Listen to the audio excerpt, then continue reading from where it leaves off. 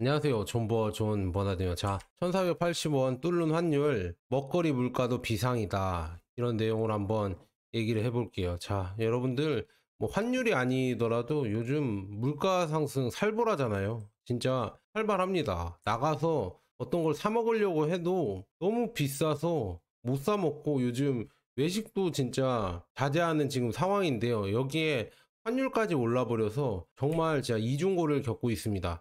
자, 그래서 환율 한번 볼게요. 환율이 지금 보면은 1473원인데요. 엊그제만 해도 뭐 1480원까지 넘어갔었잖아요. 80원, 88원까지 갔는데 이렇게 가면은 이게 14%, 1년 수익률이, 그러니까 1년이 상승률이 14%, 15% 하는 건데요. 단순하게 우리는 자체적으로 뭐 자원이 나오거나 뭐 식품을 생산하거나 그렇게 많이 못 하잖아요. 우리나라는 식료품이나 그다음에 자원, 특히나 에너지, 뭐 쉽게 말해서 기름이죠. 기름 이런 거를 거의 뭐 전량 수입을 하는데, 전량 수입을 하면은 달러로 결제해야 되는데 이 달러 값이 14%, 15%나 이렇게 오르는 거예요. 그래서 이렇게 오르면은 당연히 물가에 뭐 내년 물가든 아니면 당장 뭐 내일 물가든 반영이 된다는 얘기인데, 이게 결제됨에 따라서 이게 환 결제를 할 거 아니에요? 뭐 1년에 한 번 결제하는 이런 물품도 있을 것이고, 아니면은 뭐 한 달에 한 번, 아니면 그냥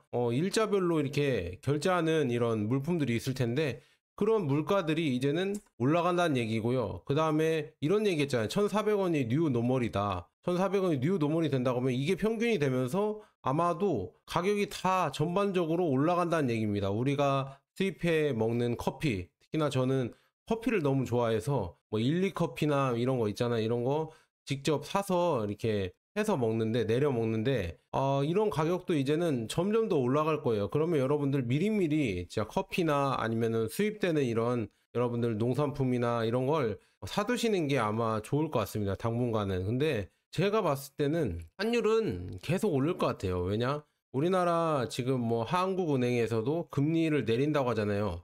금리 내리는 이유에 대해서도 다음에 왜 내리는지, 얘네들이 왜 금리를 내는지 이거는 다음에 말씀드리고요. 일단은 뭐 금리 내린다고 하잖아요. 금리 내리면은 결국에는 다시 또 시중에 돈이 많이 풀린다는 얘기인데, 그러면 당연히 원화의 가치는 떨어지고 달러의 가치는 당연히 오르겠죠. 그럼 환율도 다시 오를 것이고, 그럼 또 반복되는 거죠. 물가 상승이 또 오는 거다. 이렇게 말씀드립니다. 그리고 환율이 왜 이렇게 올랐냐? 뭐 저는 이 정치적 불안, 뭐 비상계엄이나 뭐 1차 탄핵, 2차 탄핵, 그다음에 연준의 뭐 금리 인하 지연, 그 다음에 한덕수 권한대행 탄핵안 표결 당일 뭐 이렇게 해서 정치적 불안정성도 있겠지만, 더 중요한 거는 저는 이런 거 없더라도, 이런 탄핵이나 비상계엄이나 이런 권한대행, 한덕수 권한대행 탄핵 이런 거가 없더라도 결국에는 저는 이게 올라갈 거라고 저는 예전부터 말씀드렸잖아요. 환율이 오를 것이다. 뭐 그래서 제가 2월부터, 2월이나 올해 2월이나 1월 초부터 환율 1,400원 시대 온다. 1,400원 돌파하고 무조건 여러분들 환 노출로 ETF를 하셔라. ETF 환 노출로 하라고 말씀드렸고요. 환전은 오늘이 가장 싸다. 환전 뭐 어떻게 언제 해야 되나요? 너무 비싼 거 아닌가요? 1,300원 너무 높은 거 아닌가요? 저한테 물어봤을 때 아니다. 우리나라 환율은 계속 올라갈 것이다. 그러니까 환율은 오늘이 가장 싸다. 그러니까 그냥 여러분들이 달러를 바꿀 수 있을 때, 달러로 투자할 수 있을 때 바로바로 환전해서 투자를 하셔라. 그렇게 말씀드렸잖아요.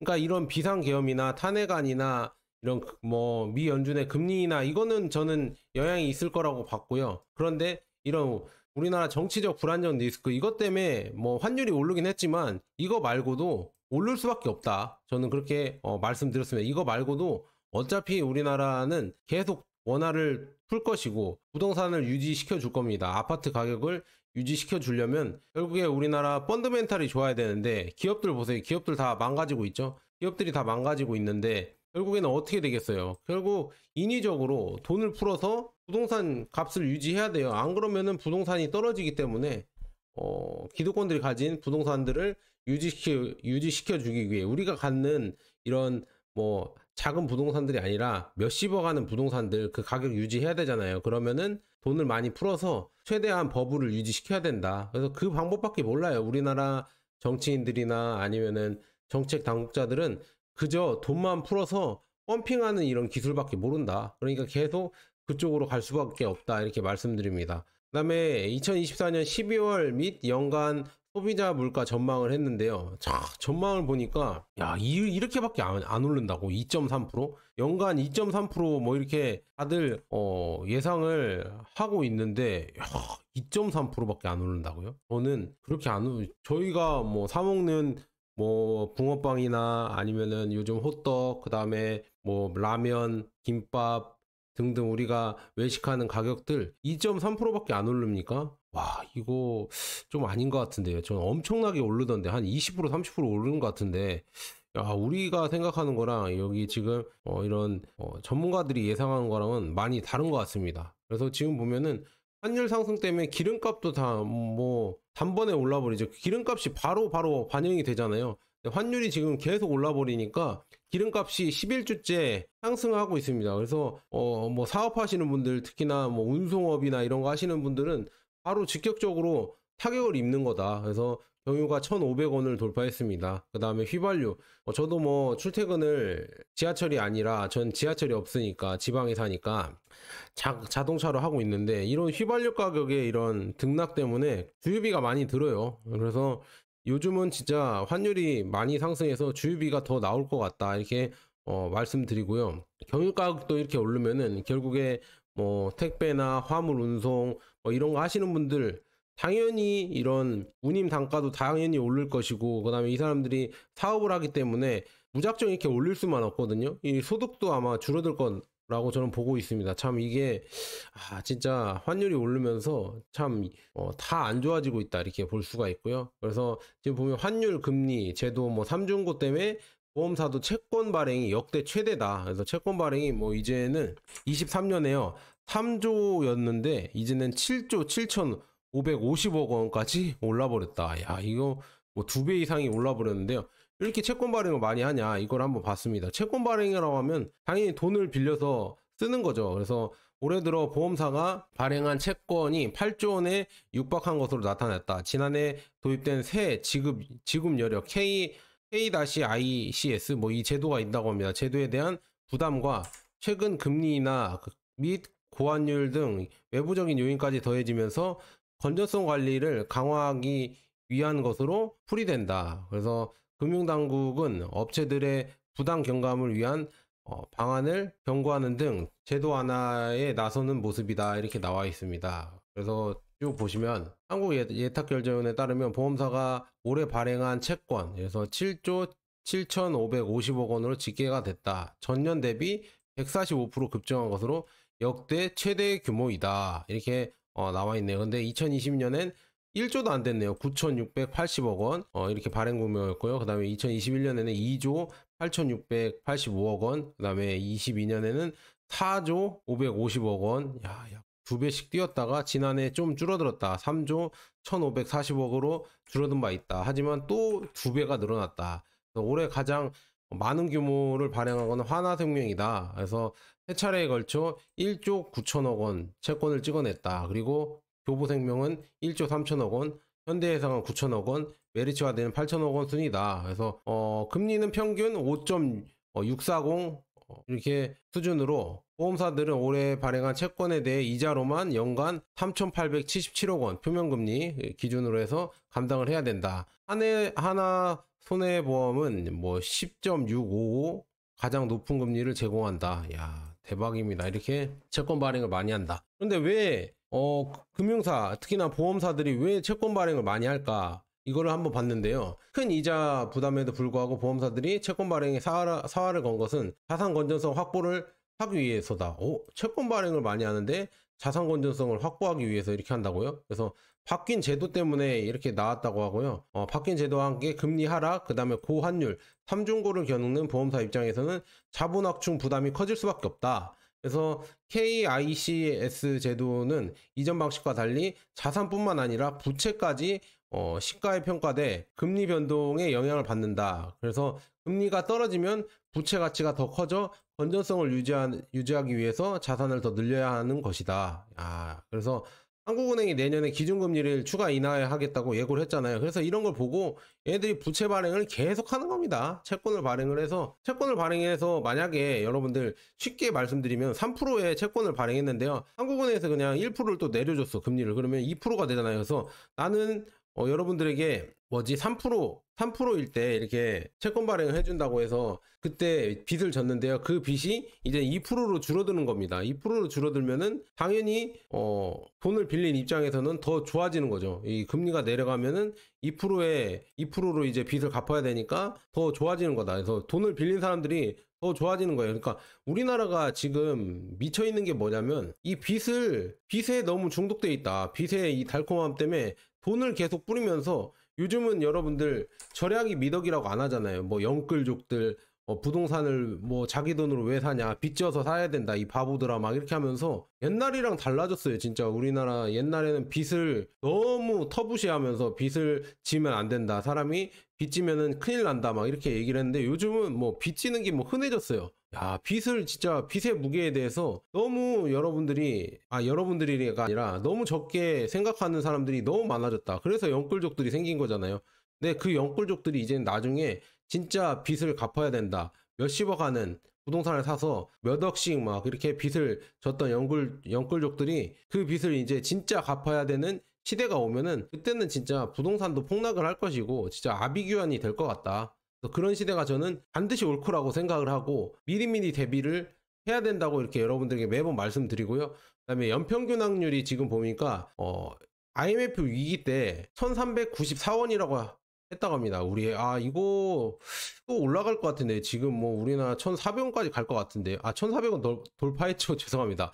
1394원 이렇게 역대 최고점이었는데 지금 24년 12월 24일 평균 환율이 1363원이라고 하거든요. 이 IMF 때 역대 환율 평균, 그러니까 연평균 환율이 IMF 때 2000원 찍지 않았냐 저한테 물어보시면은 그거는 잠깐 반짝해서 찍어서 내려온 거고요. 이 평균이라고 해요. 평균치가 1394원이었습니다. 그런데 지금은 이제 1363원인데 뭐 이제는 1400원이 뉴 노멀이라고 이렇게 하잖아요. 그러면은 이제는 평균 환율이 1400원이 될 텐데 그러면은 과연 있잖아요, 여러분들. 1400원이 되면 어떤 시대가 열릴까요? 야, 물가가 진짜 정말 걱정입니다. 지금 보면은 보환율의 가장 큰 부작용은 물가 상승이다. 달러 값이 오르면 수입품 가격이 뛴다. 이렇게 나와 있죠. 그래서 전량을 수입하는 원유 가격도 급등이 불가피하다. 현재 국내 휘발유 경유값이 셋째 주 10주 연속, 셋째 주까지 10주 연속 오름세이다. 뭐 이렇게 나오는 거죠.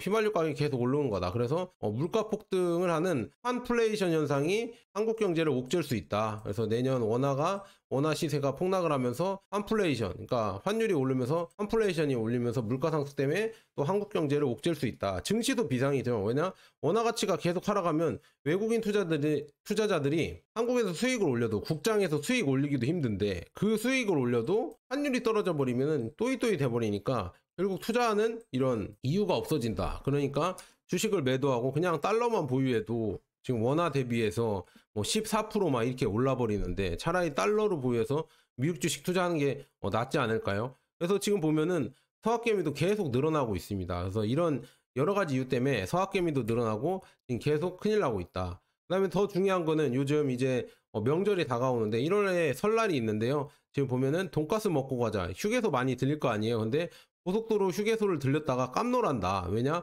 5년 내 가격 상승률이 무려 25%다. 이거 지금 8월에 기사가 나온 건데요. 한번 보도록 하겠습니다. 고물가 기조가 이어지는 가운데 추석 연휴를 앞둔 고속도로 휴게소 내 음식 가격도 급등한 것으로 나와 있다. 그래서 12일 국회 국토교통부위원회 소속 민홍철 의원, 그러니까 더불어민주당 경남 김해갑 의원이라고 합니다. 그래서 한국도로교통공사로부터 제출받은 자료에 따르면 최근 5년간 6월 기준이요. 고속도로 휴게소 매출 상위 10개 음식 평균 판매 가격은 17.2% 931원 올랐다. 이렇게 나와 있네요. 그래서 5년간 가격 상승률이 높았던 휴게소 음식점은 돈가스였다. 돈가스류는 2019년 8,517원에서 올해 1,659원. 야, 25%나 올랐다고 합니다. 돈가스 요즘 진짜 여러분들 휴게소 가면 다 10,000원 넘잖아요. 10,000원 넘는다. 돈가스 가격 10,000원 넘어요.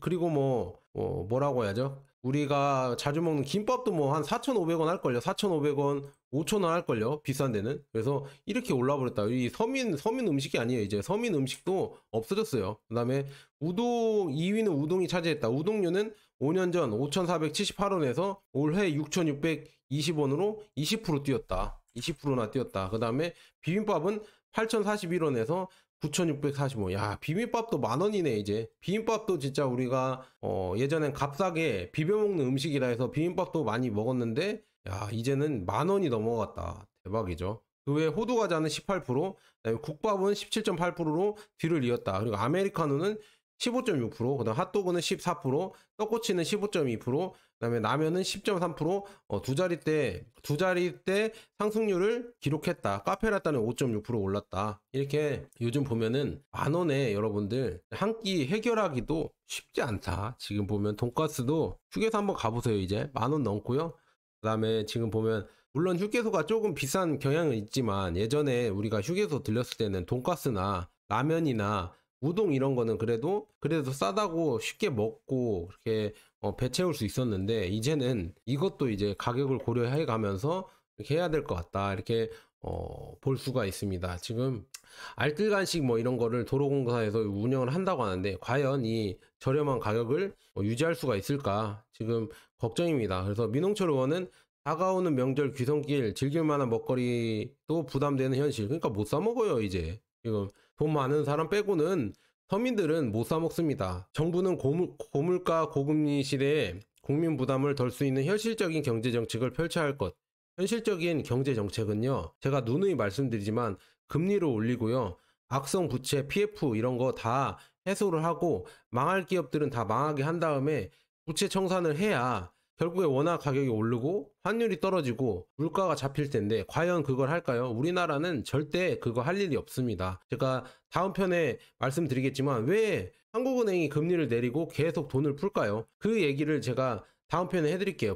결국에는 그거는 부동산 펌핑 때문이다. 근데 그 펌핑을 왜 계속 하는지 그런 메커니즘에 대해서 다음 편에 얘기해드리고요. 지금은 물가 얘기 계속 해드릴게요. 자, 원재료 상승으로 붕어빵 가격이 지금 5년 전보다 2배나 올랐다. 그래서 이게 여기 한번 보세요. 2022년 12월 14일. 그러니까 2년 전 기사인데요. 여러분들 2년 전 기사인데 중요한 거는 여러분들 지금 2마리에 1,000원 하는 데 있으면 알려주세요. 제가 거기 가서 엄청 사 먹을게요. 2마리에 1,000원 하는 것도 없다. 2마리에 이제는 1,000원 하는 것도 못 봤어요. 요즘 보면은 여러분들 돌아다녀 보세요. 붕어빵 가격 한 개에 1,000원입니다. 한 개에 1,000원이고 좀 싸게 하는 데는 3개에 2,000원 받는 데도 있거든요. 근데 거의 다 한 개에 1,000원이다. 그리고 10년 전에는 우리가 한 4개에 1,000원이었잖아요. 그리고 중요한 건 저 붕어빵도 이제는 밖에서 못 사 먹고요. 안에서 냉동 붕어빵 사 먹거든요. 저. 근데 냉동 붕어빵도 한 개당 가격이요. 아마 500원, 싸게 사면 500원이고요. 비싸게 사면 700원씩 됩니다. 그래서 한 개에 1,000원이 거의 뉴 노멀이 됐습니다. 붕어빵 가격은 한 개에 1,000원이 뉴 노멀이 됐고요. 2마리에 1,000원 하는 데 있으면 진짜 저 알려주세요. 거기 한번 가서 한번 사 먹고 싶으니까 자기 동네에 이렇게 파는 데 있다 하면 한번 알려주시면 댓글로 한번 알려주세요. 참 이렇게 지금 2마리에 1,000원 하는 데가 거의 없어졌다. 2년 만에 지금 한 개에 1,000원이 돼버렸습니다. 이렇게 물가가 빠르게 오르고 있고요. 그 다음에 김밥, 삼겹살도 사치다. 외식 물가가 고공행진하고 있다. 내년에도 계속될까 이렇게 해서 김밥이 여기에서 24년 12월 16일 기사가 맞는지 모르겠어요. 김밥이 3,500원 하는 데가 있나요? 저는 4,000원 보통 하거든요. 그 다음에 서울 이런 데는 4,500원 하지 않나요? 강남 가면 뭐 5,000원 하는 데도 있고 이렇게 많이 올랐고요. 그 다음에 삼겹살이 2만원 돌파했고요. 짜장면도 7,400원 맞습니다. 짜장면 진짜 곱빼기 시키면 9,000원이 넘어요. 야, 이거 진짜 물가가 후덜덜하다. 그래서 외식 물가가 끝없이 치솟고 있다. 그래서 국민 간식으로 사랑받아온 김밥 한 줄이 3,500원, 짜장면이 7,400원, 그 다음에 삼겹살은 사상 처음으로 1인분이 2만원의 벽을 돌파했다. 야, 이제 진짜 무섭습니다. 부담스러운 가격에 외식 대신 집밥을 택하는 소비자들도 늘고 있다. 집밥 해야죠. 왜냐? 돈이 너무 많이 드니까요. 그래서 이 같은 외식비 상승의 배경에는 전쟁과 환율이 자리한 것으로 보고 있다. 전쟁 그리고 환율이죠. 환율 때문에 그렇죠. 환율이 이렇게 많이 올라오고 보니까. 그래서 올해 원달러 환율 이게 이때는 1,430원이라고 합니다. 근데 지금 1,470원, 80원이 되고 있죠. 그럼 더 오르겠죠.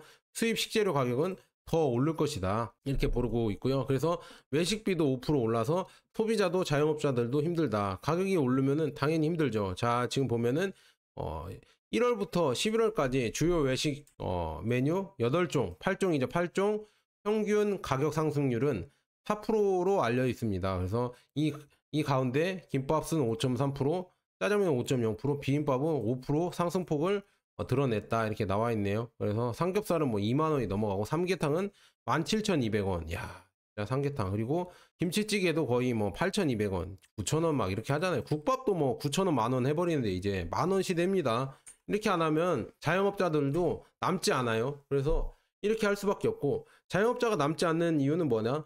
부동산 폭등 때문에 이 자리세나 상가 이런 건립이나 그다음에 상가 월세 이렇게 올라 버렸으니까 이걸 다 김밥이나 짜장면, 비빔밥 가격이 전가할 수밖에 없습니다. 그분들도 먹고 살아야 되니까요. 참 이런 거 보면서 너무 걱정이 많이 된다. 그리고 이제는 서민 음식이란 게 이제 없어졌어요. 서민 음식이란 게 밖에 나가면 다 비싸요. 이제는 값싸게, 일본이나 이런 데는 진짜 돌아다녀 보면 값싸게 5,000원 미만으로 음식을 즐길 수 있는 이런 가게들도 전국에 다 있거든요. 근데 우리나라는 그런 값싸게 이용하는 김밥천국 뭐 이런 데가 다 없어졌죠. 김밥천국이 망해가고 있죠. 왜냐? 비싸니까. 너무 비싸니까. 그러니까 진짜 이게 문제입니다. 이 물가를 잡지 않고 계속 이 부동산 버블로 계속 이끌면서 계속 돈을 풀면서 버블만 이끌고 있잖아요. 펌핑만 하고 있잖아요. 펌핑만 하는데 그 펌핑이 물가만 상승을 올리고 내수 경제는 계속 침체하고 그걸 다 부동산으로 그 돈이 들어가니까 부동산 가격만 오른다. 그래서 부동산 갖고 있는 뭐 서민들도 야, 내 부동산이 5억짜리가 10억 돼서 이렇게 기분 좋아하지만 정작 소득은 적기 때문에 그 부동산만 보면서 그 자린고비 있잖아요. 자린고비 하면서 그 굴비를 그냥 걸어놓고 먹지 않고 밥만 먹으면서 배불르다 이렇게 만족을 하잖아요. 그런 것처럼 그렇게 지금 상황이 되고 있다. 그래서 참 걱정이 됩니다. 그래서 전문가들은 먹거리 물가지수가 지금 소비자 물가지수 상회하고 있다. 참 걱정입니다. 그래서 소비자들은 외식 빈도를 줄이는 방식으로 대응할 것으로 이렇게 한다. 근데 외식을 줄여야죠. 그래서 제가 다니는 회사도 있잖아요. 회사 식당도 21년에 제가 4,500원이었거든요. 식당 가격이. 그런데 업체가 바뀌면서 5,000원을 올랐다가 이제는 뭐 작년부터죠. 작년부터는 6,000원으로 또 올랐습니다. 이렇게 물가 상승이 살벌해요. 4,500원에서 물가 몇 년 만에 6,000원이 됐잖아요. 거의 30%가 뛴 거죠. 30% 이상이 뛴 건데, 야, 진짜 물가 상승 살벌합니다. 그래서 저 다니는 회사도 지금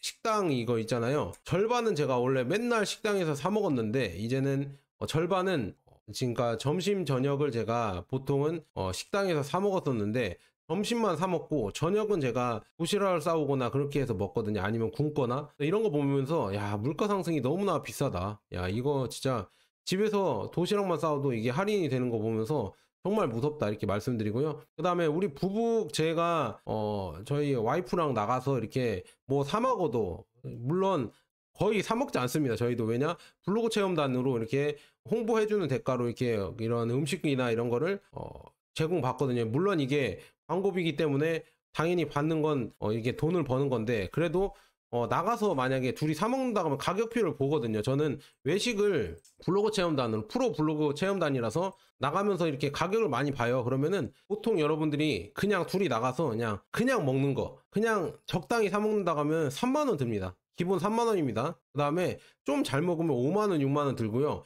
그 다음에 4인 가족으로 가면은 뭐 10만 원까지 나올 수도 있습니다. 요즘 이렇게 지금 후덜덜 합니다. 지금 4인 가족이 나가면은요, 기본 이렇게 3만 원, 3만 원 하고 좀 뭐 맛있는 거 뭐 탕수육이나 뭐 이런 거 시켜 먹 깐풍기 뭐 이런 거 시켜 먹으면은요, 5만 원, 6만 원 기본 넘어가고요. 4명이면 뭐 10만 원 넘어갑니다. 그러니까 물가가 너무 후덜덜해졌다. 그래서 연말에 지금 친구를 만나서 회식하고 술 마시기도 진짜 힘든 물가입니다. 요즘 뭐 회식하고 술 마실 분위기도 아닌데 만약에 연말에 친구들 그 다음에 명절에 친구들 만나서 술 마신다고 하면은 진짜 이거 가격이 여러분들 생각해 보시면 술 마시면은 기본 이제는 뭐 2차 뭐 만약 2차 이렇게 간다 하면은 인당 한 4만 원씩 들지 않나요? 인당 4만 원씩 든다. 4만 원씩 들어버리니까 이거 무서워서 소비를 할 수가 있을까? 저는 그래서 참 무서운 시대가 왔구나 이렇게 볼 수가 있습니다. 물가 때문에 이제는 서민들이 더 힘들어지고요. 그런다고 뭐 아파트 가격이 올랐다고 막 좋다고 이렇게 또 하시는 분들이 계시겠지만 그거는 잠깐이다. 진짜 이제는 큰 위기가 아마 올 거라고 저는 보고 있습니다. 그래서 이제는 절약이 필수인 시대가 다시 또 올 것이다. 예전에 우리 부모님 세대 때 진짜 절약이 미덕이라고 했잖아요. 절약은 미덕이다. 우리가 절약을 해야 부자가 된다. 이렇게 말이 많았는데요. 그 시대가 아마 다시 와야 돼요. 와야 우리나라는 정신 차립니다. 절약이 미덕이 돼야 된다. 요즘은 뭐 빚이 미덕이잖아요. 빚을 지어서 부동산을 사야, 연끌을 해야 돈을 번다. 이 바보야. 이렇게 세뇌했던 유튜버들이나 아니면 주변 사람들이 많이 있었잖아요. 이런 사람들의 이 머리가 깨져야 이제는 제대로 된 시대가 올 겁니다. 그래서 절약이 미덕이고요. 여러분들 절약하신 다음에 이제는 뭐 워낙 믿을 수가 없잖아요. 금, 달러, S&P 500, 그 다음에 연금저축 600 채우시고요. IRP 300 빨리 채우세요. 채운 다음에 연금저축이 세액공제 받은 다음에